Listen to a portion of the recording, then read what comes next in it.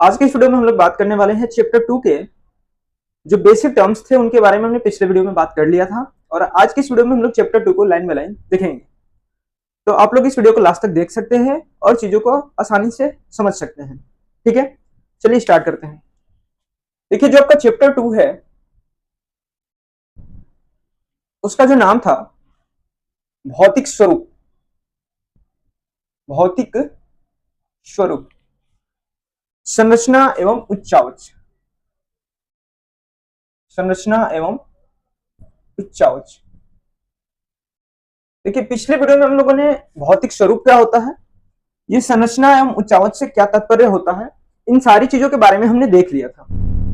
आज की इस वीडियो में हम लोग सिर्फ और सिर्फ बुक्स को रीडिंग करेंगे और उसमें जो भी टर्मोलॉजी आएंगे उनको हम समझाते चलेंगे। ठीक है, तो चलिए चीजों को स्टार्ट करते हैं। आप लोग सबसे पहले बुक लेकर के सामने बैठिएगा, तब जाकर के चीजें आपको अच्छे से क्लियर होंगी। लिख रहा है हमारे देश का आकार विशाल है। क्योंकि भारत का जो आकार है वो काफी बड़ा है। आप लोग यदि देखेंगे भारत का क्षेत्रफल अगर आप देखेंगे तो वो है 32.8 लाख वर्ग किलोमीटर। ये है भारत का क्षेत्रफल। तो भारत का जो क्षेत्रफल है वो काफी बड़ा है, जिस वजह से कहा जा सकता है कि भारत एक विशाल देश है, जिसके कारण इसके भौतिक स्वरूप में विविधता पाई जाती है। अब चूंकि बहुत बड़ा देश है तो इसके जो भौतिक स्वरूप है उसमें विविधता पाई जाती है। अब इस भौतिक स्वरूप से क्या तात्पर्य है, इसके बारे में हमने पार्ट 1 में बता रखा है। यदि आपने उस वीडियो को नहीं देखा है तो जाकर के उसको देखिएगा। और इसके अलावा एक और महत्वपूर्ण सूचना, इकोनॉमिक्स क्लास 9th का हमने पूरा लगभग 20 से 25 वीडियो के माध्यम से करा रखा है। यदि आपने इकोनॉमिक्स को पढ़ना है तो जाकर के प्लेलिस्ट चेक करिए और वहां से बिल्कुल आसान भाषा में इकोनॉमिक्स को आप पढ़ सकते हैं और समझ सकते हैं। बाकी चलिए अपना आगे शुरू करते हैं। कहीं ऊंचे ऊंचे विशाल पर्वत है तो कहीं पठारी भाग एवं दूर दूर तक मैदानी भाग स्थित है। अब देखिए, भारत की यदि स्थलाकृति के बारे में बात करेंगे तो यहाँ पे हर एक प्रकार की स्थलाकृतियां पाई जाती हैं। अगर इस भारत की आकृति के बारे में देखा जाए तो कुछ इस टाइप से करके भारत की आकृति है। ठीक है, एक तरफ रेगिस्तान में बालू ही बालू है, तो जम्मू एंड कश्मीर, हिमाचल प्रदेश, अरुणाचल प्रदेश और आपका इधर में अरुणाचल प्रदेश इधर में है नॉर्थ ईस्ट में। उसके बाद उत्तराखंड, ये पूरा का पूरा इधर में सिक्किम है, ये पूरा का पूरा आपका पर्वतीय क्षेत्र है। तो कहने का मतलब ये है कि भारत ही एक ऐसा देश है जहां पे हर एक प्रकार की संरचनाओं का विकास हुआ है। चाहे वो रेगिस्तान हो, चाहे वो पहाड़ हो, चाहे वो जंगल हो घने, चाहे वो पठार हो, यहाँ पे हर एक प्रकार की स्थलाकृतियां पाई जाती हैं। चौरस दिखाई देने वाला विशाल मैदान फैले हैं, अर्थात यहाँ सभी प्रकार की स्थलाकृतियों का विकास हुआ है। यह सभी स्थलाकृतियां सभी जगह एक समान नहीं है। कहीं पे रेगिस्तान है तो कहीं पे मैदान भी है। रेगिस्तान कहीं ज्यादा है तो कहीं मैदान ज्यादा है। ठीक है, तो इस तरह से बताया जा रहा है। विशाल पर्वतीय भाग कहीं बर्फ से ढका है तो कहीं उन पर घने वन भी उगे हुए हैं। देखिए, इसका कहने का तात्पर्य ये है कि जैसे जो पर्वतीय इलाका होता है, उस पर्वतीय इलाके में जहां पे ज्यादा ऊंचा पहाड़ हो जाता है, जहां पे ज्यादा ऊंची चोटियां होती है और जहां पे बर्फ जमी हुई रहती है, तो जहां पे बर्फ जमी हुई रहेगा वहां पे पेड़ पौधा नहीं रहेगा। लेकिन जहां पे कम हाइट होगा और वहां पे बर्फ नहीं यदि होगा तो वहां पे क्या होगा, पेड़ पौधे वहां पे होंगे, यानी कि वहां पे वनस्पतियां पाई जाएंगी। और उसी के बारे में ये बुक कह रहा है। इसी प्रकार नदियां पठारी भाग को काट छाट कर उबड़ खाबड़ बना दी गई है। अब नदियां किस प्रकार से पहाड़ों को काट करके उबड़ खाबड़ बनाती है, इसके बारे में हमने पार्ट 1 में जिक्र किया हुआ है। यदि आपने उस वीडियो को नहीं देखा है तो जाकर के चीजों को समझ सकते हैं, वो बिल्कुल जरूरी है इस चैप्टर को समझने के लिए। विशाल मैदान के समतल स्वरूप को नदियों ने खड़ी कगार ने प्रभावित किया है और इसे हम मोटे तौर पर चित्र 2.1 में देख सकते हैं। अब आप यहाँ पर चित्र 2 देखिए, 2.1। इसमें आप देखेंगे कि ऊपरी भाग में आपका हिमालय घाटी है, कश्मीर घाटी है जो कि हिमालय का क्षेत्र है। उसके बाद से जो बीच वाला क्षेत्र आ जाता है वो गंगा का सिंधु मैदान आ जाता है, जो कि आपका बिहार और उत्तर प्रदेश वाला इलाका है। उसके बाद से आपका आ जाता है पठार, जो कि दक्षिण का पठार है। उसमें सबसे ऊपर जो है वो मालवा का पठार है, जो कि मध्य प्रदेश के क्षेत्र में पाया जाता है। उसके बाद आ जाता है आपका दक्कन का पठार, जो कि प्रायद्वीपीय भारत में मुख्य रूप से है। उसके बाद आपका नीलगिरी पहाड़ियां आ जाती हैं, जो कि आपका तमिलनाडु केरला वाला इलाका में है, मतलब कि बीच में है, ट्रायंगल के शेप में, वो तीनों में पड़ता है, तमिलनाडु, केरला और आंध्रा। उसके बाद आपका आ जाता है कर्नाटका। उसके बाद आपका आ जाता है कन्याकुमारी, जो कि बिल्कुल केरल के साउथ वाला पार्ट है। और उसके बाद आ जाता है आपका हिंद महासागर। तो ये है भारत की स्थलाकृति के बारे में। यहाँ पे बिल्कुल आप देख सकते हैं चित्र में 2.1 में। चलिए, अब भूगर्भ शास्त्रियों ने भारत के भौतिक स्वरूप के निर्माण को बताने की कोशिश की है और इस संदर्भ में कई सिद्धांत प्रचलित हैं, किंतु वर्तमान में अधिकार भूगर्भ शास्त्रियों ने प्लेट विवर्तनिक सिद्धांत, जिसे हम लोग प्लेट टेक्टोनिक थ्योरी के नाम से भी जानते हैं, उसे सहमति दी है। और इस सिद्धांत के अनुसार संपूर्ण भूप्रपटी कई प्लेटों में विभाजित है। जैसे कि हम लोग नहीं कहते हैं कि जब धरती हिलता है तो हम लोग कहते हैं कि लगता है कि जो धरती है वो गाय के सींग पर टिकी हुई है और गाय जो है अपना सींग ऐसे ऐसे कर रही है। वैसे ही सर्प के केस में भी कहा जाता है कि लगता है कि जो सर्प है वो चल पड़ा है, जिस वजह से हमारी जो धरती है वो कांप उठी है। तो ऐसा बात नहीं है, तो कैसा बात है? तो इसके बारे में हमने पार्ट 1 में अच्छे से क्लियर किया हुआ है। आप नहीं देखे हैं तो जाकर के वहां पे देखिए। बाकी यहाँ पे भी हम थोड़ा सा जिक्र कर सकते हैं। प्लेट टेक्टोनिक थ्योरी की बात करें तो आपका जो प्लेट टेक्टोनिक थ्योरी है वो 6 बड़े प्लेटों में बटा हुआ है। प्लेट टेक्टोनिक थ्योरी के अनुसार से जो हमारा महाद्वीप है वो 6 बड़े प्लेट पे है और 9 छोटे प्लेट पे है। 9 छोटे प्लेट पे स्थित है। देखिए, अगर 6 बड़े प्लेटों की बात करेंगे तो उसमें आपका आ जाता है यूरेशिया प्लेट। उसके बाद से आ जाता है आपका अफ्रीका प्लेट, इंडो ऑस्ट्रेलिया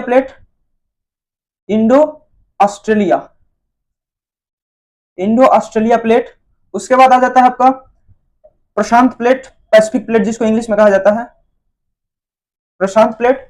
उसके बाद से आपका आ जाता है अमेरिकी प्लेट और उसके बाद से आपका आ जाता है अंटार्कटिका प्लेट। तो ये 6 बड़े प्लेट है, ये 6 बड़े प्लेट हैं और वही 9 छोटे प्लेट भी है। जैसे आप इसको देख सकते हैं, बिस्मार्क है, उसके बाद से कैरिबियन प्लेट है ना, अंटार्कटिका प्लेट है, उसके बाद से आपका अरबियन प्लेट है ना, सोमालियन प्लेट है, आपका इधर में जुआंग फुगा प्लेट है, उसके बाद से फिलीपींस प्लेट है और भी 2-3 प्लेट है। ठीक है, तो ये सारे 6 बड़े प्लेट और 9 छोटे प्लेटों में जो हमारा प्लेट टेक्टोनिक सिद्धांत है वो दिया हुआ है कि इसी पर हमारा जो पृथ्वी है वो टिका हुआ है। ठीक है, अब ये क्या होता है प्लेट, इन सारी चीजों के बारे में हमने पहले भी बता रखा है।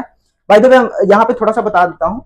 जो हमारी पृथ्वी है, हमारी जो पृथ्वी है वो पहले एक ही हुआ करती थी, अभी भी एक ही है, लेकिन हमारा जो भूमि है जो जिस पे हम लोग रह रहे हैं वो पूरा एक में रहता था। आगे चल के ये 2 भाग में टूट गया। ये वाला भाग पेंजिया कहलाया और ये वाला पेंथलसा, सॉरी ये वाला अंगारा लैंड और ये वाला गोंडवाना लैंड। ठीक है, जो पहले था, जो सबसे बड़ा था वो था पेंजिया, ये पेंजिया कहलाता था, और जो ये समुद्र था वो पेंथलासा कहलाता था। लेकिन जब बीच से विभाजित हो गया तो ये हो गया अंगारा लैंड। ये पेंजिया जो है ना, यही जाके आगे 2 भागों में टूट गया, तो ये अंगारा लैंड और ये गोंडवाना लैंड।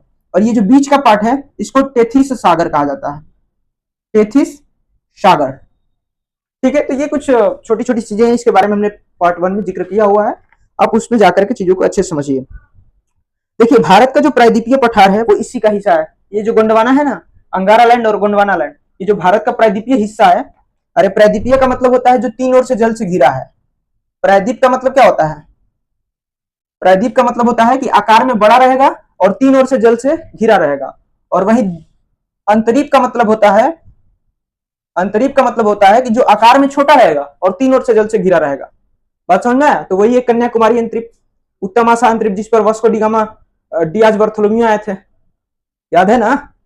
चलिए, प्रायद्वीप और अंतरिप पता चल गया। एक होता है महाद्वीप। महाद्वीप होता है कि जो चारों ओर से जल से घिरा हो और आकार में भी बहुत बड़ा हो, तो वो आपका महाद्वीप हो जाता है। और एक होता है आपका द्वीप, जो आकार में तो छोटा होता है लेकिन वो भी चारों तरफ से जल से घिरा रहता है। तो महाद्वीप और द्वीप, प्रायद्वीप और अंतरिप में आपको पता चल गया होगा। बाकी आगे चलते हैं। अब देखिए, प्लेट विवर्तनिक सिद्धांत को हमने बता रखा है। सबसे पहले ये जो प्लेट टेक्टोनिक वर्ड था उसको तुजो विल्सन ने उपयोग में लाया था 1865 ईस्वी में, सॉरी 1965 ईस्वी में। और उसके बाद जो है WJ मॉर्गन ने 1967 ईस्वी में, यानी कि 2 साल बाद, ये प्लेट टेक्टोनिक थ्योरी दिए थे। ठीक है, तो ये वाला छोटा सा पॉइंट है, याद रखिएगा कि प्लेट टेक्टोनिक वर्ड जो है वो किसने दिया था? तो वो दिए थे आपका तुजो विल्सन। और प्लेट टेक्टोनिक थ्योरी किसने दिया था? तो वो थे WJ मॉर्गन, 1967। याद रखिएगा, कुछ पॉइंट है जो आपके एग्जाम में डायरेक्ट पूछ सकता है। चलिए, अब जो प्रायद्वीपीय पठार है, यहाँ पे जो भारत का जो प्रायद्वीपीय पठार है वो भूप्रकृति के सबसे पुराने भागों में से एक है, यानी कि गोंडवाना लैंड का ये वाला पार्ट है। ये गोंडवाना लैंड आगे टूट के ये भारत का एक प्रायद्वीपीय भाग बन गया, एक अंटार्कटिका बन गया, एक दक्षिणी अमेरिका बन गया, एक आपका साउथ अफ्रीका वाला पार्ट बन गया, अफ्रीका कॉन्टिनेंट, और एक आपका ऑस्ट्रेलिया वाला पार्ट बन गया। जो आपका 7 कॉन्टिनेंट है ना, तो उसी में से एक पार्ट है ये, जो कि गोंडवाना लैंड का पहले भाग था। अरे देखना भाई, हमारा जो शरीर है ना, ये हाथ कट के चल गया भारत में मिल गया, ये हाथ कट के चल गया दक्षिण अमेरिका कहला गया, और ये वाला सर कट के चल गया तो ऑस्ट्रेलिया कहला गया। ये पूरा बड़ा का शरीर हो वो अफ्रीका कहला गया। अफ्रीका सच में बहुत बड़ा है, ये पूरा शरीर अफ्रीका कहला गया। बताओ क्या दिक्कत है? वैसे ही टूट टूट के गोंडवाना लैंड बढ़ गया है।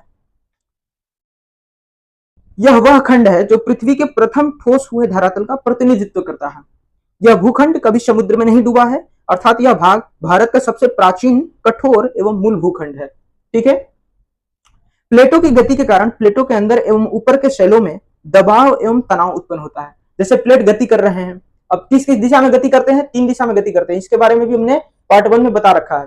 तो जैसे गति कर रहे हैं और ये टकरा गए, तो इसमें वलन की स्थिति उत्पन्न होगी ना, ऐसे ये ऊपर की तरफ में जाने लगेंगे। तो इस प्रकार की चीजें होती हैं और उसी को यहाँ पे बताया जा रहा है। इस कारण मोड़ का मतलब होता है वलन, ऐसे ऊपर की तरफ में भागने लगेंगे। भ्रंशीकरण हो सकता है कि एक नीचे जा रहा है, एक ऊपर जा रहा है, तो उसको भ्रंशीकरण कहा जा रहा है। तथा ज्वालामुखी क्रियाएं होती हैं। अब ये ज्वालामुखी क्रियाएं कैसे होती हैं, क्यों होती हैं, इसके बारे में भी हमने पार्ट 1 में बता रखा है। तो part 1 is the most important video for you and your preparation. तो go for the watch this video and after that watch it, then it's beneficial to you. Let's see. सामान्य तौर पर इन प्लेटों की गतियों को 3 भागों में बांटा गया है। देखिए, कुछ प्लेट एक दूसरे के करीब आते हैं, कुछ प्लेट एक दूसरे के करीब आते हैं। जैसे 3 प्रकार की गति होती है। चलिए यहाँ पे तीनों को देख लेते हैं एक बार थोड़ा सा। इसको हमने पहले भी बता रखा है। खैर, ये एक दूसरे के सामने आएंगे, बिल्कुल सामने आएंगे। एक आएगा इधर की तरफ में जाएगा और एक जाएगा इधर की तरफ में, मतलब बिल्कुल विपरीत दिशा में जाएगा। और एक इधर में जाएगा और एक इधर में जाएगा, एकदम रगड़ते हुए, हल्का सा रगड़ते हुए जाएगा। अब देखिए, ये वाला जो है ये बिल्कुल एकदम सामने से टकराने वाला है, तो ये है विनाशी प्लेट सिद्धांत। ये क्या है? विनाशी प्लेट सीमांत। विनाशी प्लेट सीमांत यानी कि एकदम टकराएगा तो विनाश करेगा। ये बात समझ में आ रहा है? ये है संरक्षी प्लेट सिद्धांत। देखिए, लग रहा है, सॉरी, ये है संरक्षी प्लेट सिद्धांत। लग रहा है कि टकरा जाएगा, लेकिन टकरा नहीं रहा है। तो ये है आपका संरक्षी प्लेट सिद्धांत। संरक्षी प्लेट सिद्धांत। अरे संरक्षण का मतलब क्या होता है? बचाना। ठीक है, तो ये बच नहीं गया, बिल्कुल रगड़ के चल गया। तो बताइए, संरक्षी प्लेट सिद्धांत एकदम रगड़ के जाएगा और एकदम सामने सामने आकर टकराएगा, तो वो हो गया विनाशी प्लेट सीमांत। और यहाँ पे देखिए, बिल्कुल ये दूर दूर भाग रहा है। अब जब दूर प्लेट दूर दूर भाग रहा है, इसका मतलब बीच से कुछ निकलेगा, बीच से मैग्मा निकलेगा, और मैग्मा निकलेगा गरम गरम एकदम लावा कहलाएगा। लावा से आपका चट्टान बन जाएगा, तो वहां पे एक स्थलाकृति का निर्माण हो जाएगा। तो ये है आपका निर्माणक प्लेट सिद्धांत। ये क्या है? निर्माणक प्लेट सिद्धांत। निर्माणक प्लेट सिद्धांत पता चल गया। तो ये 3 प्लेटों की गति है जो कि होती है जनरली। वही जब 2 प्लेट एक दूसरे के करीब आती है, तब या तो वे टकरा कर टूट सकती हैं, हो सकता है कि सामने सामने टकरा जाए, तो टकरा जाएंगी तो टूट भी सकती हैं, या एक प्लेट फिसल कर दूसरे प्लेट के नीचे चली जाती है। जैसे यहां से आई, तो यहां से हो सकता है कि यहाँ पे टकरा करके बिल्कुल ऊपर उठ जाए, या फिर ऐसा भी हो सकता है कि ऐसे आई और यहां से आकर के ये नीचे की तरफ में चली गई और ये ऊपर की तरफ में चला गया। बात समझ में आ रहा है? तो इस तरह से भी हो सकता है। इन प्लेटों में लाखों वर्षों से हो रही गति के कारण महाद्वीपीय स्थिति एवं आकार में परिवर्तन आया है, और भारत की वर्तमान स्थलाकृति का आधार विकास भी इस प्रकार की गतियों से ही हुआ है। ये जो भारत की वर्तमान स्थिति देख रहे हो, ये पहले ऐसे नहीं था। ये भारत का ये जो दक्षिण वाला इलाका था, यहाँ से जहां से हम काट रहे हैं, ये वाला जो पार्ट था, ये जो अफ्रीका वाला पार्ट है ना, अफ्रीका वाला जहां पे काले काले लोग होते हैं, उसी का पार्ट था ये। अब बात समझ में आया? फिर आगे चल करके ये यहाँ पे आ गया। क्यों आ गया? क्योंकि यहाँ पे संरक्षी प्लेट सिद्धांत वाला कार्य हो रहा है। बात समझ में आ रहा है? चलिए, आई होप कि आपको यहां तक क्लियर होगा। अब चलिए यहां से हम लोग बात करने वाले हैं। देखिए, भारत जो 20 करोड़ वर्ष पूर्व सुदूर दक्षिण में था, यानी कि जो दक्षिणी गोलार्ध है वहां पे था। जो गोंडवाना लैंड में भारत, ऑस्ट्रेलिया, अफ्रीका, दक्षिण अमेरिका के क्षेत्र शामिल थे, जैसा कि हमने आपको बताया अभी। संवहनीय धाराओं ने भूप्रपट्टी को अनेक टुकड़ों में विभाजित कर दिया। ठीक है, अब अनेक टुकड़ों में विभाजित कर दिया। भारत ऑस्ट्रेलिया भूमि से अलग होकर, अर्थात दक्षिण का पठार उत्तर की ओर प्रवाह के कारण चल पड़ा और अपने से अधिक प्लेट यूरेशियन प्लेट से टकराया। अब देखिए, हमने प्लेटों के बारे में आपने बताया था, यहां पर लिख करके बताया हुआ था कि 6 बड़े प्लेट होते हैं और 9 छोटे प्लेट होते हैं। तो जो 6 बड़े प्लेट होते हैं उसमें से एक था यूरेशियन प्लेट, जो कि सबसे बड़ा प्लेट था। उसी से जाकर के ये वाला जो प्लेट था वो टकराया, जो आपका साउथ वाला पार्ट था भारत का, वो जाकर के यूरेशियन प्लेट से टकराया। और इस प्रकार लगभग 7 करोड़ वर्ष पूर्व ओलिगोसिन कल्प में इन टकराव से दोनों प्लेटों के बीच स्थित टेथिस, जो कि टेथिस सागर था, वो भूसन्नति के औषधि चट्टान में वलन पैदा हुआ और पश्चिम एशिया के पर्वतीय श्रृंखला का विकास हुआ। जो आज का आप हिमालय देख रहे हो उसका जाकर के विकास हुआ। अब देखिए यहां पर पहले ही से सागर था ना जी, और यहाँ पे यूरेशियन प्लेट है, और इधर से ये वाला पार्ट कोई जाकर के यहाँ पे जा रहा है धीरे धीरे, और इधर में गया, फिर इधर में गया और इसको चाप दिया, सागर आ गया, यहाँ पे चपा गया सागर आपका बिल्कुल बीच में चपा गया। अब यहाँ पे क्या हुआ कि यहाँ पे जो सागर है वो धीरे धीरे नीचे आएगा कि नहीं आएगा? अरे अपने जगह पे आएगा ना, हाँ आएगा भाई। लेकिन यहाँ पे क्या हुआ कि ये पर्वत का निर्माण हो गया। अब चूंकि जब दो चीज टकराएगा तो इसे ऊपर की तरफ में भागेगा, तो यहाँ पे हो गया पर्वत का निर्माण। और वो जो पानी था वो जम गया, क्योंकि ऊंचाई बढ़ती है तो ठंडा होता है, और ठंडा होता है तो पानी जम गया तो वहां से नदी निकली, और वही सब नदी आज भी निकलती है हिमालयी क्षेत्र से। और यहां से आपका जो बिहार और उत्तर प्रदेश वाला क्षेत्र है उस मैदान का विकास हुआ। ठीक है, अब चूंकि नदियां ऊपर से आती है तो बहुत सारे ईंट पत्थर तोड़ते तोड़ते नीचे लाती हैं, और उन्हीं पत्थरों के रगड़ने से, मतलब कि ऐसे नदियां आ रही है ऊपर से, तो बहुत ज्यादा ऊंचे से आती है, तो जो भी छोटे छोटे पत्थर होते हैं वो रगड़ते मिट्टी बन जाते हैं, और आकर के नीचे मिट्टी का निर्माण हो जाता है। तो जो बिहार और उत्तर प्रदेश वाला इलाका है उसमें काफी ज्यादा नदियां आती हैं, नई नई मिट्टी भी आती है, जो कि आपका तराई प्रदेश का निर्माण कर देती है। तराई प्रदेश मैंने समझ रहा हूँ ना, समतल भूमि, और वहां पे काफी ज्यादा उर्वरकता रहेगी, उसी के बारे में यहाँ पे बात हो रहा है। चलिए अब इसको समझते हैं। जिनके निर्माण का कार्य आज भी जारी है। जो हिमालय है वो अभी भी उसका निर्माण हो रहा है, क्योंकि ये वाला जो प्लेट है वो धीरे धीरे खिसक ही रहा है ऊपर की तरफ में, जिस वजह से हिमालय का हाइट हमेशा बढ़ते रहता है। पहले इसका हाइट था 8,848 मीटर, अभी हो गया है 8,850 मीटर। ठीक है, 1 मीटर में आपका 100 सेंटीमीटर होता है, अनुमान लगा लो। बात समझ में आ रहा है? चलो अब आगे बात करते हैं। देखिए पूर्व में भूमंडल पर केवल एक ही भूखंड था, जैसा कि हमने बताया, पेंजिया जिसका नाम था, जिसे पेंजिया कहा जाता था, और इसके उत्तरी भाग को अंगारा लैंड और दक्षिणी भाग को गोंडवाना लैंड कहा जाता था। और इसके मध्य में टेथिस सागर था, जो कि आगे चल के यही टेथिस सागर दब गया बीच में। प्रायद्वीपीय पठार गोंडवाना लैंड का अंश है, और वास्तव में यही भाग भारत का आधार भूमि है। जो ये वाला जो दक्षिणी हिस्सा है भारत का, जिसको प्रायद्वीपीय भाग कहा जा रहा है, ये जो दक्षिणी वाला भाग था, ये वाला इसी का भाग था, गोंडवाना लैंड का। आगे चल के इसमें टकरा गया यूरेशियन प्लेट से, इसी को यूरेशियन प्लेट बोला जा रहा है। तो आगे जाके इसमें टकरा गया, और जाकर के आज की जो भारत की भूमि है वो दिख रही है उसी के फलस्वरूप। अब देखिए हिमालय के ऊपर उठने तथा उसके दक्षिण में टेथिस के शेष भाग के नीचे मुड़ने तथा उनमें अवसादों के निक्षेप के कारण एक बहुत बड़ी द्रोणी यानी कि बेसिन का निर्माण हुआ, और इसके बाद उत्तरी पर्वतों एवं दक्षिण के पठारों से बहने वाली नदियों के अवसाद के द्रोणी में निक्षेप होने से एक बड़े समतल भूभाग का विकास हुआ, जो कि भारत का विशाल मैदान कहलाता है। देखिए ये कह क्या रहा है, बेसिकली यहाँ पे हिमालय है।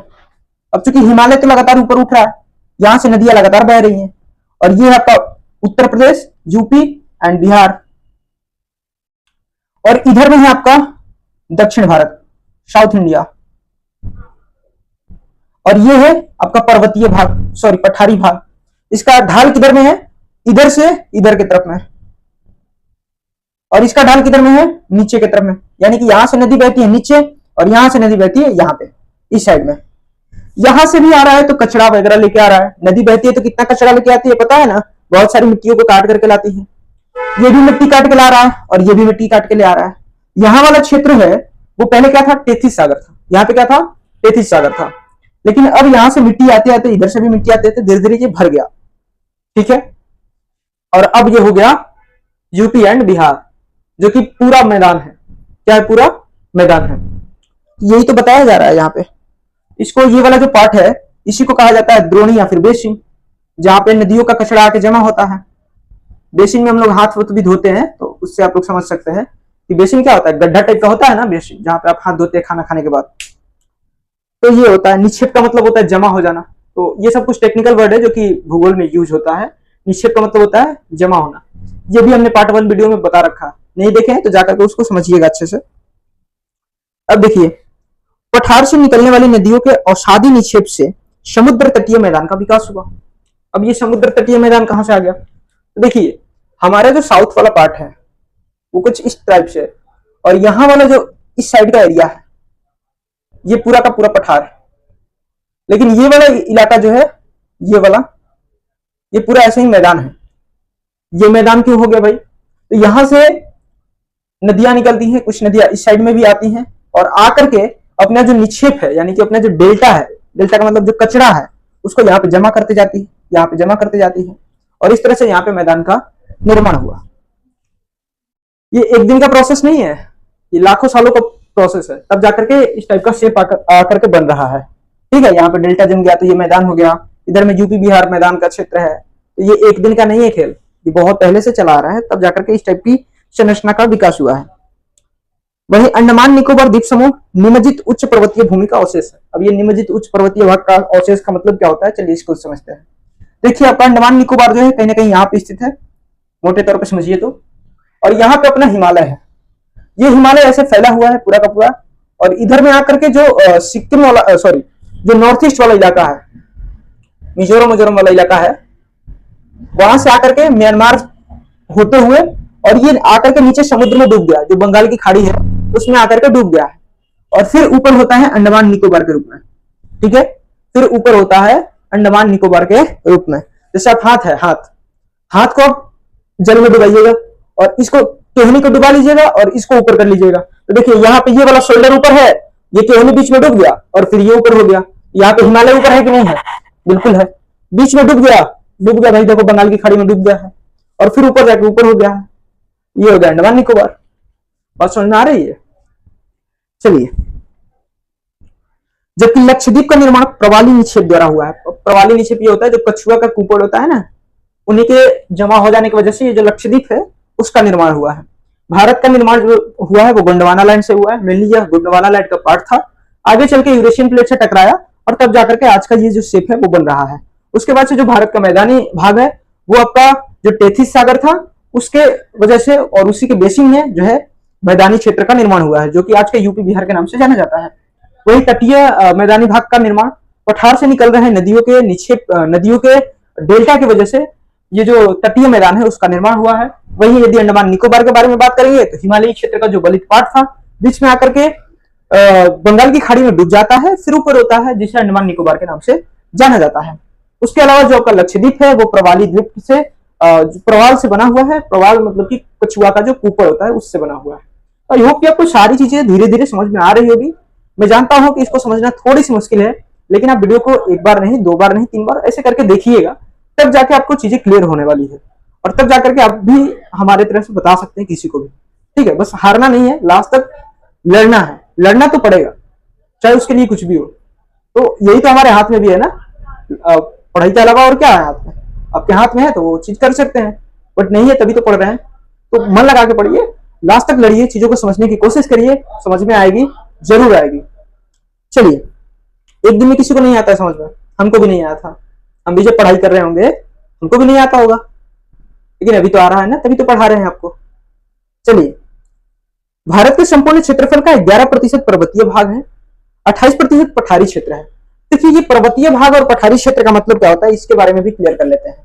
देखिए, जिसकी मिनिमम हाइट कम से कम 1000 मीटर है वो आपका पर्वतीय क्षेत्र कहला जाएगा, और जिसका 600 मीटर है वो आपका पठार कहलाता है। एक और शर्त है कि 600 मीटर हो और उसके बाद से ऊपर में जो रहने लायक हो। जैसे मान लीजिए समुद्र तल से, ये समुद्र तल है, समुद्र तल से 600 मीटर ऊंचा, लेकिन वो रहने लायक हो। अब मान लीजिए कि 600 मीटर ऊंचा है लेकिन वो ऐसा है, ये 600 मीटर ऊंचा है, लेकिन बताइए ये रहने लायक है? नहीं, तो ये पठार नहीं कहलाएगा। लेकिन जब रहने लायक होगा, जब समतल होगा, वहां पे कोई बस सकता है, रह सकता है, तो वो आपका आ जाएगा पठारी क्षेत्र में। और सुनना, मान लीजिए किसी जगह का हाइट है 1000 मीटर और वो बिल्कुल ऐसे सीधे गया है और ऐसे जाके प्लेन हो गया, फिर जाके नीचे डाउन हो गया है, यानी कि ऊपर में कोई रह सकता है कि नहीं? बिल्कुल रह सकता है, तो वो आपका हो जाएगा पठारी क्षेत्र।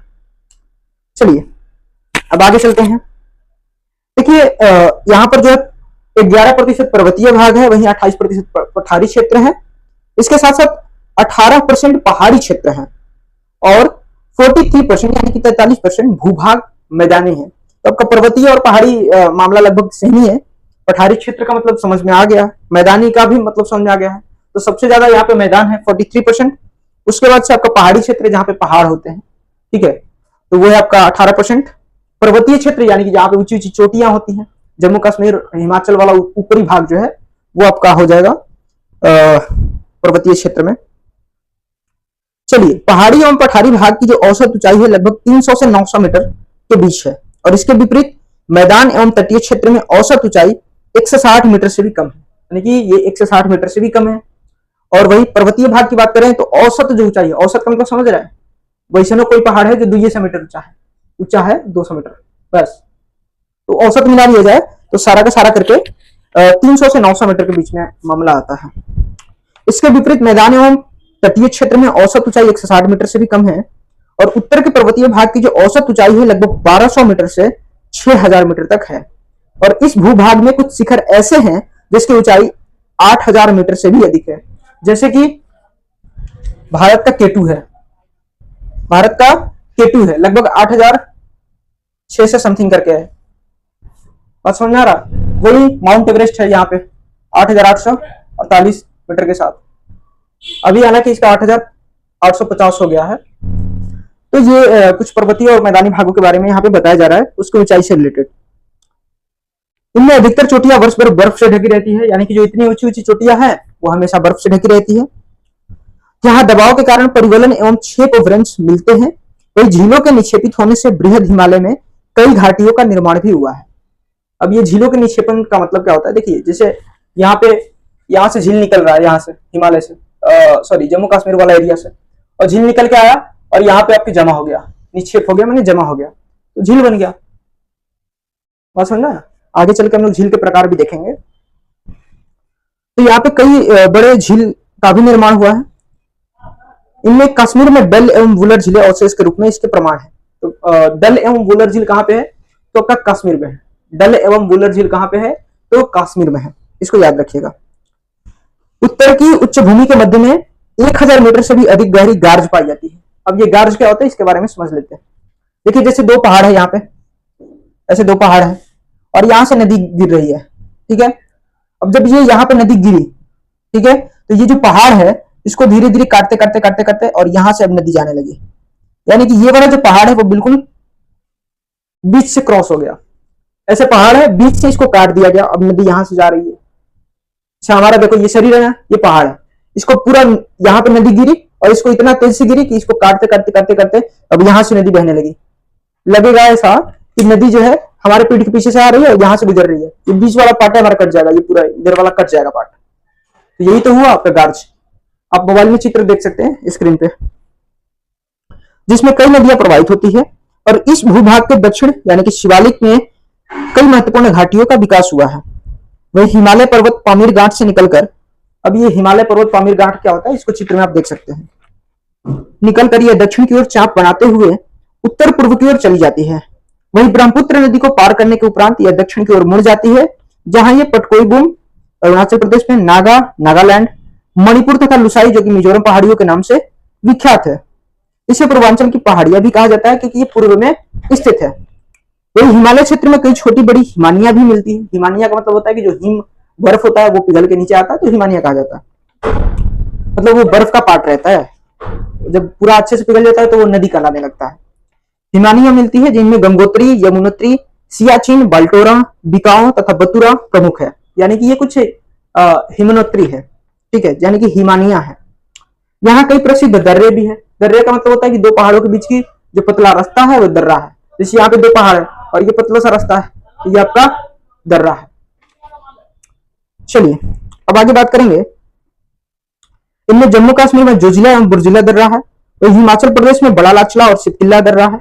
उत्तरांचल में थागला तथा सिक्किम में नाथुला और जलेपला दर्रा प्रमुख है। तो ये कुछ दर्रे हैं जो कि इन राज्यों में पाए जाते हैं, पहाड़ी राज्यों में पाए जाते हैं। आई होप कि आपको यहाँ तक क्लियर हो गया होगा। बाकी हम लोग आगे की वीडियो में चीजों को समझेंगे। आज के लिए इतना रखेंगे, कल के वीडियो में हम लोग यहाँ से चीजें स्टार्ट करेंगे। आप लोग इसके आगे जरूर पढ़ के आइएगा और यहाँ तक भी चीजों को जरूर समझिएगा। बाकी मिलेंगे नेक्स्ट वीडियो में, तब तक के लिए इतना ही। जय हिंद।